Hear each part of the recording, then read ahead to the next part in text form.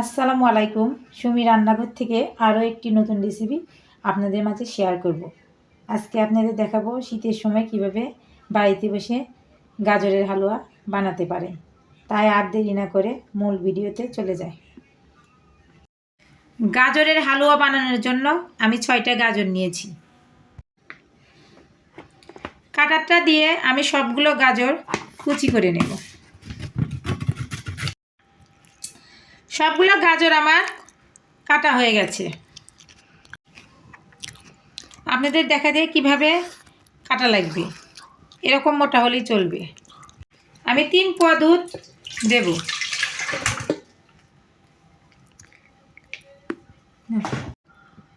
তিন পোয়া দুধ আমি জাল দিয়ে 1 পোয়া বানিয়ে নেব।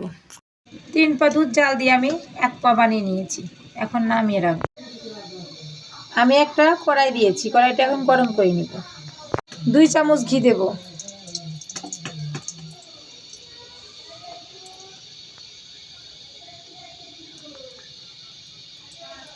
3টা দারচিনি, 3টা সাদা এলাচ, 2টা তেজপাতা দিয়ে দিলাম। দারচিনি সাদা এলাচগুলো ঘিয়ের ভিতরে আমি ভেজে নিলাম। এখন গাজরগুলো দিয়ে দেব।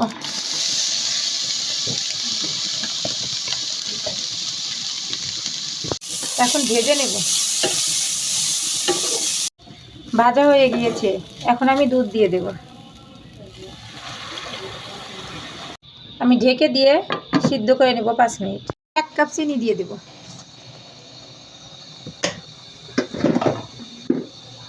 নেড়ে চেড়ে দেব।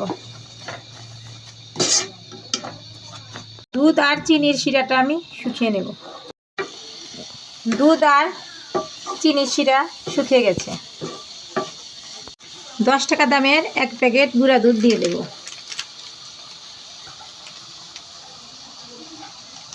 এখন আমি নেড়ে চেড়ে মিক্সড করে নেব।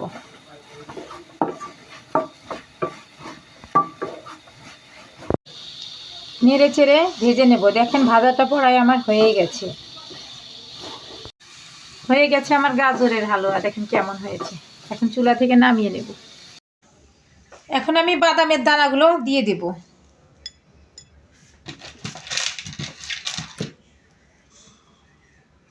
হয়ে গেছে গাজরের হালুয়া।